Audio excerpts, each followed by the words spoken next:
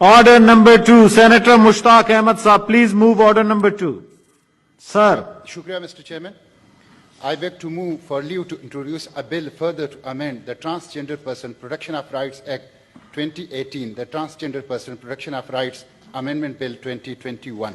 جی یہ بل کیوں لا رہے ہیں؟ چیدہ اور جلدی اگر بتائیں تاکہ آپ کی ساتھیوں کے بل لا سکیں. جی ہم ایشو ہے مسٹر چیئرمین، میں یہ جو بل ہے جس کو میں لایا ہوں، اس میں نے transgender act protection of rights میں کچھ ترامیم تجویز کی ہیں. میں تھوڑا سا ایوان کو بتانا چاہتا ہوں کہ یہ جو قانون بنا ہے 2018 میں، اس کا مس یوز ہو رہا ہے اور ہو سکتا ہے مستقبل میں بھی. دیکھیں، ٹرانسجینڈر پرسن کی ڈیفینیشن کی گئی ہے، 3 ڈیفینیشن. اس میں پہلی ڈیفینیشن ٹھیک ہے اور ایوان کے لیے. دوسری ڈیفینیشن میں بتا دیتا ہوں: unique assigned male at birth but under genital excision اور کیسٹریشن، یعنی ایک ایسا مرد جو کیسٹریشن سے گزرا ہو یا ڈیمیج ہو چکا ہو، اس کو ٹرانسجینڈر قرار دی گیا. تیسری تعریف ہے: a transgender man, women, خواجہ سے or any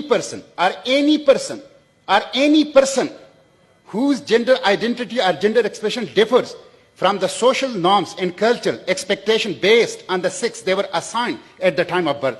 Mr. Chairman, اس میں پورا مرد یا عورت ہے، یعنی یہ دونوں، اس کو ٹرانسجینڈر قرار دیا گیا ہے. اب تیسری جو چیز ہے مسٹر چیئرمین وہ یہ ہے: recognition of identity of transgender person. یہ جو کلاس 3 ہے، یہ ذرا سن لیجئے. A transgender person shall have a right to be recognized as per his or her self-perceived gender identity as such in accordance with the provision of this act. Mr. Chairman, اس act سے ہوا یہ ہے کہ اس کی definition 2 سے کی روح سے ایک مرد سرجری کی صورت میں، اور ڈیفینیشن 3 کی روح سے ایک مرد بغیر سرجری کے اپنے آپ کو عورت تسلیم کروا سکتا ہے، اور عورت جو ہیں وہ مرد تسلیم کروا سکتا ہے.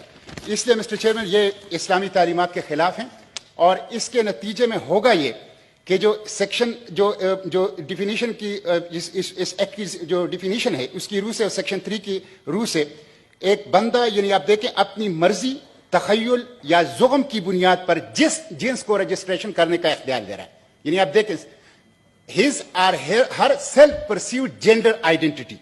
تو اس کے نتیجے میں ہوگا یہ کہ ایک فرد جو ہے بایولوجیکلی مرد ہوگا، لیکن اس کے خیالات اور زغم اور تفرقات عورتوں جیسے ہوگی، وہ عورت کی صورت میں آپ کو رجسٹر کرے گا، اور اس سے ہم جنس پرستوں کی شادی کی طرف جو ہے وہ معاملہ جائے گا. تو یہ اسلام کی تعلیمات کے خلاف ہے، نمبر 1.